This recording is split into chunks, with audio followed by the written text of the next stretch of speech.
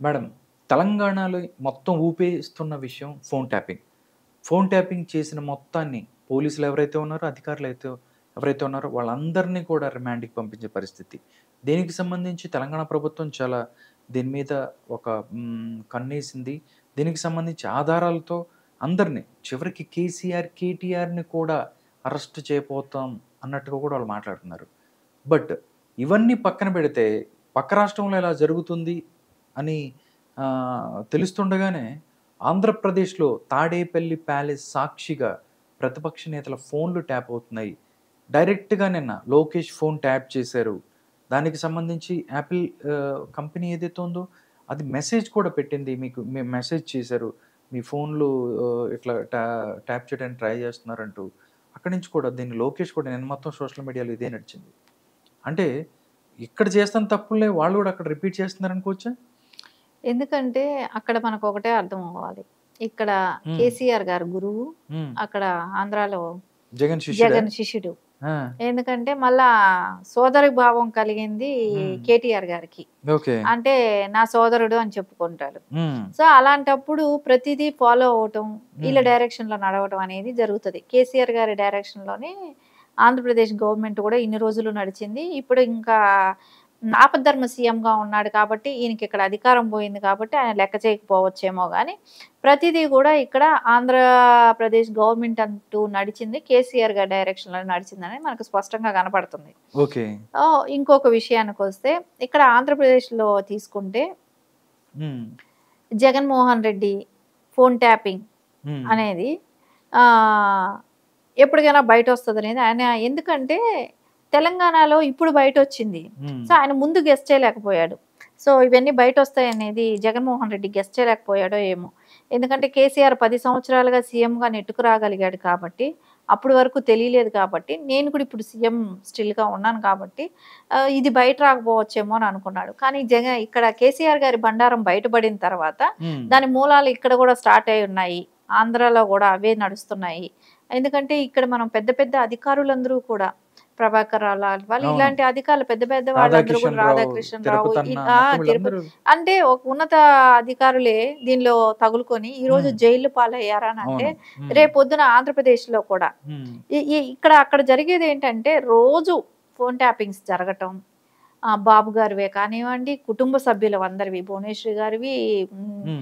బ్రహ్మిణి గారివైనా సరే, లోకేష్ గారు అందరి ఫోన్‌లు ట్యాపింగ్ జరగటం, నాయకులది, నియోజకవర్గం స్థాయి నాయకులది కూడా. అంటే ఎమ్మెల్యే క్యాండిడేట్స్.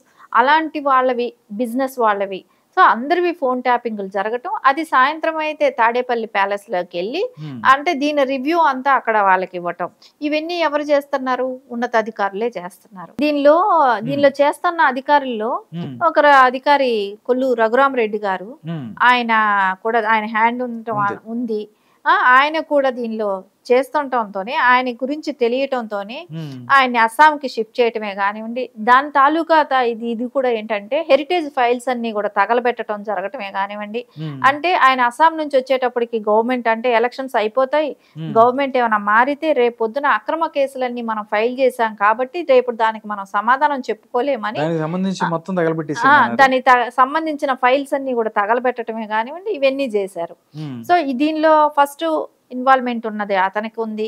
దాని తర్వాత డీజీపీ గారికుంది. సో, ఇలా సీఎస్ గారికి వీళ్ళకందరికి కొంతమందికి కలిపి ఉన్నది గాబట్టి, రేపొద్దున అవన్నీ గూడా రూఢంగా బయటొస్తాయి. ఖచ్చితంగా వీటినన్నిటి గూడా బయట లాగుతారు.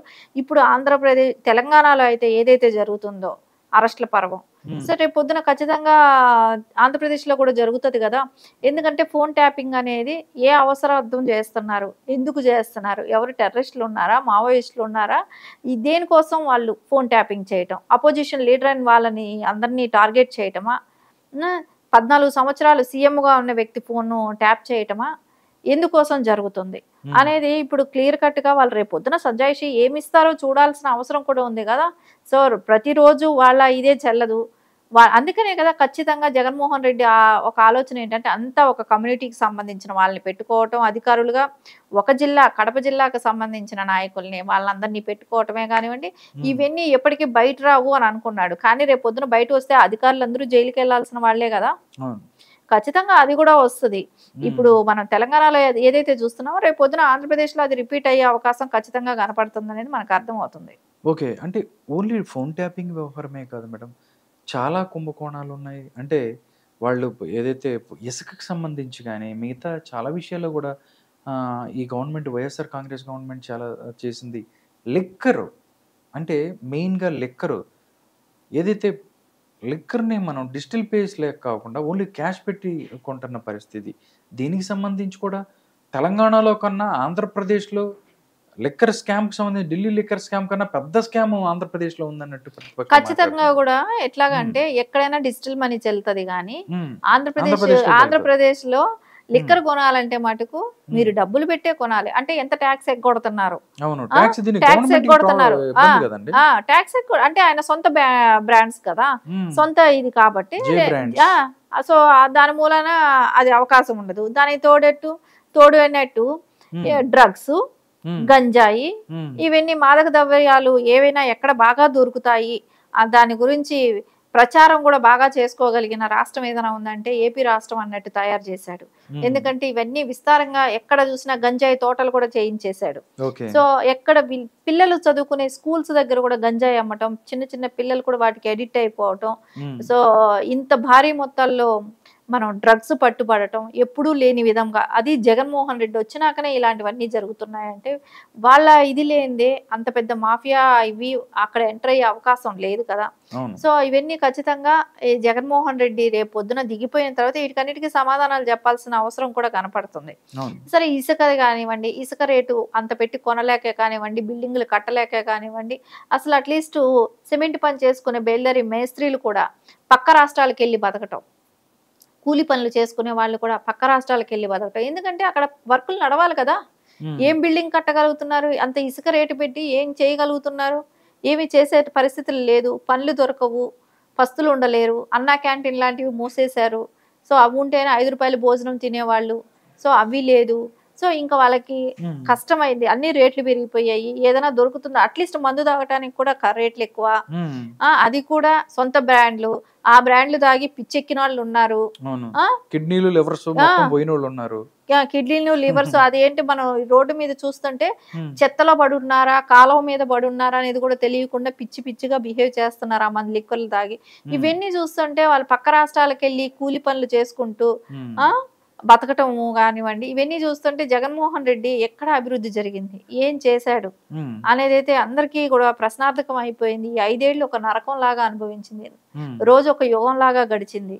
సో, రేపు పొద్దున ఎప్పుడైతే ఈ ఎలక్షన్ కోడ్ వచ్చిందో, ఇప్పుడు నుంచే కొంచెం జనాల్లో ఒక చైతన్యం అనేదొచ్చింది. ఎందుకంటే యువత గానివ్వండి, భవిష్యత్తు గురించి ఆలోచించే యువత ప్రతి యువత కూడా గానివ్వండి, హ్మ్. అంటే రేపు పొద్దున చంద్రబాబు నాయుడు గారు వస్తే ఇండస్ట్రీస్ వస్తాయి. అవును. సాఫ్ట్‌వేర్ డెవలప్‌మెంట్ అవుతది. పోలవరం రైతులకు కంప్లీట్ ఇవన్నీ ఒక రైతు అంటే రైతులకి పోలవరమే కానివ్వండి, ఒక క్యాపిటల్ సిటీ, ఒక హైదరాబాద్ లాంటి నగరాన్ని తయారు చేసుకోవాలనే ఆశే కానివ్వండి, అమరావతి వాళ్ళు చేసిన త్యాగమే కానివ్వండి, ఆ త్యాగం వృధా పోకుండా ఉండటమే కానివ్వండి, అమరావతి సిటీ తయారవ్వటమే కానివ్వండి, ఇవన్నిట్లో కూడా ఒక ఆశ ఇన్ని రోజులు నిరాశలో నుంచి ఇప్పుడే ఒక ఆశ వైపు చిగురిస్తుంది కాబట్టి, హ్మ్. ఖచ్చితంగా నారా చంద్రబాబు నాయుడు గారు సీఎం అవ్వాలని ఏపీ ప్రజలందరికి ఆశ కూడా, ఆ కల నెరవేరాలని కూడా మనం కోరుకోవాలి. Okay. Thank you so much madam. ప్రస్తుత రాజకీయ పరిస్థితుల మీద చక్కని విశ్లేషణ అందించారు. నమస్కారం.